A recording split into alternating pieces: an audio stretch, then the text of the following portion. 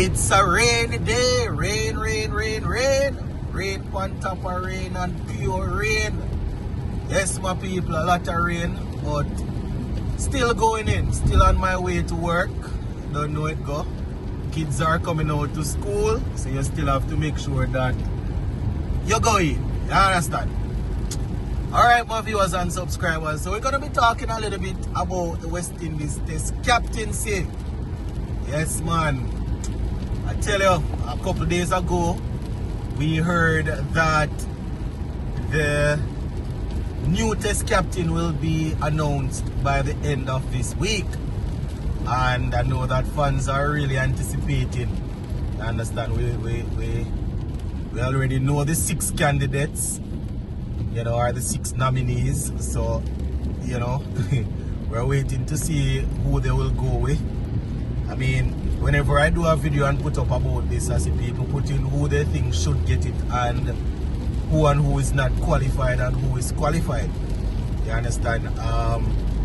If we are being honest, if we are talking about people qualified, people that are outrightly qualified, you know, for the international level, I don't think we can find anyone in the West Indies. You understand? You know, it's just that we have to look to identify somebody with potential or somebody that has shown over the past years that, you know, they might be able to do the job. But it's not like we have nobody who is dominating with bat or ball and they are leading their team, you know, leading the original team to like 4, 5, 6, 7 titles before. You know, sometimes when we look at international teams and them sort of things we see really happen before they, you know, not all the time, because we have teams that they would have brought in youngsters to come and lead, you know. And I remember a couple of weeks ago, that's what Darren Sammy said. You know, I think it was when they had the press conference, the press conference a couple of weeks ago. You know, he had indicated that there's a player that they are looking at that, you know, he has potential, and I think they said that was a young player. So it's gonna be very interesting, my people, very interesting. So, you know, if we look at it, Ruston Chase is there, you know, somebody that has established himself in all 3 formats for West Indies. Not always the first name on the paper. You know, if we're looking at it, you know, sometimes you might get him in the team as a batting all-rounder, you might get him in the team as a bowling all-rounder. You understand? He has been asked to do a whole lot of jobs for us. You know, we're just going to be zooming in on these players. You know, Ruston Chase has been asked to do a whole lot of jobs for us. So we have seen him batting from number 3 all the way down to number 8. You understand? So it depends on what they're looking at. You know, we have seen where in the past, you know, spinners that they have pushed themselves to get ahead of him in the Test team.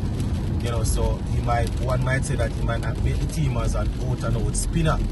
You understand? And then one might say that, boy, you know, he hasn't really produced a lot batting in the top order and then, you know, bowling a couple of overs. So it depends. He's a very good cricketer. You understand? It's just that I remember a couple months ago or a year ago when, you know, he was always in the team and, you know, we would have people that are producing with bat and ball that we are always wondering how is it that, you know, they can't get in the team and he's always in. So we know of his ability. We know that, you know, that is why they're always working with him, because, you know, of the type of player, utility player, you know, and, you know, so it's very important. It's very interesting, and I mean, it depends on how the selectors will be looking to select going into different teams, going into different series. You know, if they are looking to select, if they are going with a 3 out-and-out seamers and Ruston Chase as that all-rounder, or sometimes they might want to go with 3 out-and-out seamers, 1 medium pace all-round, you know, medium pace bowler, that seam bowling all-rounder, and then, you know, probably the spinner. So it all depends. So, you know, when you're looking at somebody that makes a team, that you want to be a captain, it should be somebody that makes the team no matter what. You understand? It doesn't matter what or who you're going up against. It should be somebody that makes the team. So it depends on how they want to utilize Ruston Chase. As I said, he has played several roles, you know, and you know, it's going to be interesting to see how they go. So Ruston Chase is one. Joshua Da Silva, my viewers and subscribers, we have had live shows where we have discussed about Joshua Da Silva. You know, prior to him getting dropped before we went to Pakistan, he was in the test team for a long time. You understand? He played back-to-back games, a whole lot of games.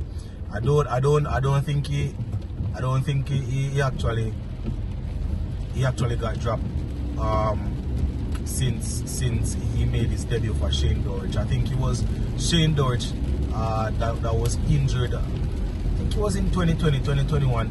This is not me reading, this is just me talking and just going off topic a little bit. So this is just me trying to remember. I think it was 2020 when we went to New Zealand, and you know, Shane Dorich picked up a finger injury, and then you know, I think because of the same COVID and everything, you know, Joshua Da Silva got his opportunity. Hasn't looked back since. I don't remember him being out of the team prior to Pakistan. So, you know, that is his main problem. The main issue is the fact that he had to be dropped from the team recently. You understand? I mean, in terms of leadership, they have been grooming him. You know, whenever we have a West Indies A tour, he's the man that they usually work with to lead the team. And we see him, you know, he has transitioned into the leadership role where Trinidad and Tobago cricket is concerned. So, you know, he's somebody that they have obviously identified as a leader. You know, as I said, his main problem is the fact that, you know, he was just dropped from the team. And we do bear in mind that he's a specialist wicketkeeper, he's a wicketkeeper batsman. But I have always said, whenever people are trying to say that, whenever people are trying to say that he's a wicketkeeper, so you must not look at his batting, them sort of days gone. Those days are gone. You understand? And I've always used the example of Ben Foakes being the best gloveman, probably the best gloveman in the world right now, and he's unable to get into the England team. Not only because of Brendan McCullum wanting to play baseball, but even before that, you know, he's because of his batting. His glove work is very good. And there are so many examples that we can use. We can even bring it to the Caribbean. You understand? Dinesh Ramdin for years was our best wicketkeeper in the Caribbean. Best gloveman, you know, was one of the best in the world. And we see where they used to rotate between him, Carlton Bar Jr. from Jamaica, and Chadwick Walton. They rotated with there was another one, I don't remember his name, but you know, the fact of the matter is you're the wicketkeeper batsman, but you're expected, you know, you're a specialist wicketkeeper, but you're expected to contribute.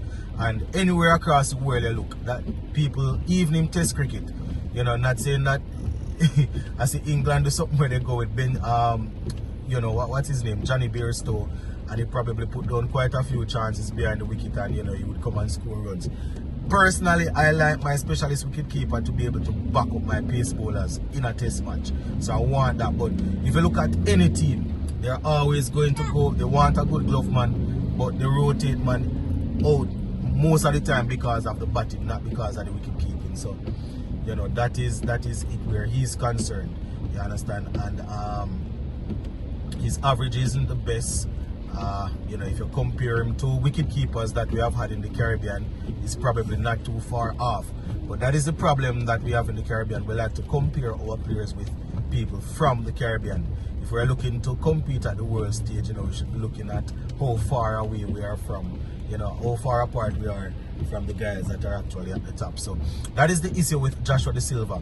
But one thing is for sure, he has been in the team for a while. He has become a senior player, and he's definitely, I think he has garnered the respect of his peers.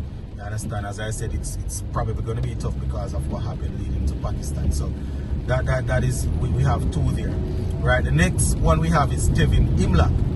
Tevin Imlach, my people, as we know, is an upcoming leader from out of Guyana. Seems to be respected across the region as a leader, you know, and he was the one that replaced Joshua Da Silva when we went to Pakistan, you know. And I have always said that he has been around the West Indies test team for a period of time. And when he got his chance, I was trying to remind people that it's not just because they wanted somebody to shadow Joshua De Silva. You know, Imlach over the past couple of years, he has been scoring runs. Understand, he has been scoring runs for his team, and as you can see, he's a leader. He's good with the glove, you know, so he's definitely, we can understand why he's the man that they have next year. You understand? And the problem though is we all remember what happened, or what allegedly happened in the final of the West Indies Championship. You can call it final, you know. But we see where again, you know, we see where they are coming out and saying that their players aren't guilty and they were forced into a corner. So one might say you cannot that under scrutiny too much and say that Imlach was the captain when the alleged ball tampering incident happened. You understand? Because they are saying that no go so. You know, they must say no go so. So that is it. But he has definitely done well of recent, you know, so we are looking forward to seeing how he will go. So those are three: Raston Chase, Joshua De Silva, Tevin Imlach, and the other guys now. We have Justin Graves. You understand, a young upcoming cricketer, full of passion, full of pride, you understand. A hard worker, you know, has been playing regional cricket for a period of time. You know, I am not 100% sure how he got onto the list. You know, when I was reading the article I was covering this, they said that, you know, West Indies, the CWI, they are trying to show that they are looking at, you know, people. They are looking at everyone, giving everyone an opportunity, because even names that weren't in the mix have been identified, are you know, they are there. He is one that, you know, even if he has led, it hasn't been on a full-time basis, if I can remember clearly. You understand? One thing I know though is a passionate cricketer. You know, but a couple seasons ago, he was batting high up the order for his team, playing as a specialist batsman and then bowling. So we know that he has the ability to do that, and then, you know, he's also all-rounder, so he can bat, he can do his thing in the middle. You know, he would probably be going up against Jason Holder if the selectors, if they are still looking in Jason Holder's direction where Test cricket is concerned. So he's the next one that you know, they have been talking about. You know, so very, very interesting, my viewers and subscribers. We also have Jamel Warrican. Right, Jamel Warrican is another player that he has been a part of regional cricket for a while now. You know, as I said, I'm not too sure how, as it relates to the leadership part of things. I understand, you know, obviously he's an experienced player. He, of late, you know, he did pretty well for us in Pakistan. You know, he's probably thinking that his name is in the hat when he comes on to being the frontline spinner. And the next person that we have is John Campbell. Now, John Campbell has been leading Jamaica Scorpions for a period of time now. You know, he has shown that he has the ability to lead. You understand? He's very calm under pressure, and he has been like this since schoolboy cricket. You understand? I remember when he played in the Headley Cup competition there in Jamaica, the schoolboy competition. You could always see that he was better than everyone else. You could always see him standing out. You know, when it comes on to international cricket though, he hasn't really established himself at the top of the order. You know, prior to him getting banned from the game, remember that, you know, he was the man they were working with as the opener, as one of the openers. You know, he was working with Craig Brathwaite, and you know, he had that problem of nicking off outside the off stump all the time. You know, was sent back to regional cricket to do some work, and you know, we saw that he was suspended, got his ban reduced, and you know, he's now doing his thing. I mean, since he made his return, he can clearly put his hand up and say that why he should be considered as the man to open, as you know, to open with Brathwaite if they're still working with Brathwaite. You understand? He has the experience. He's very calm under pressure. You know, in terms of being the leader though, You know, he's not somebody that you can say easily gets in the team or is a sure pick.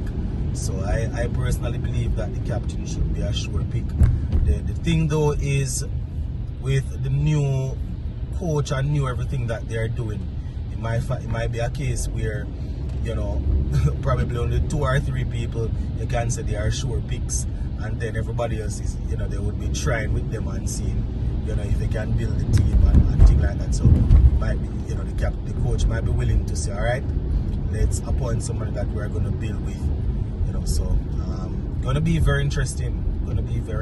So, you know, just wanted to talk a little bit about those 6 players as I work my way through this rain to work. But I'm going to leave it right there for now, my people. Big up on yourself and stay safe. Bless.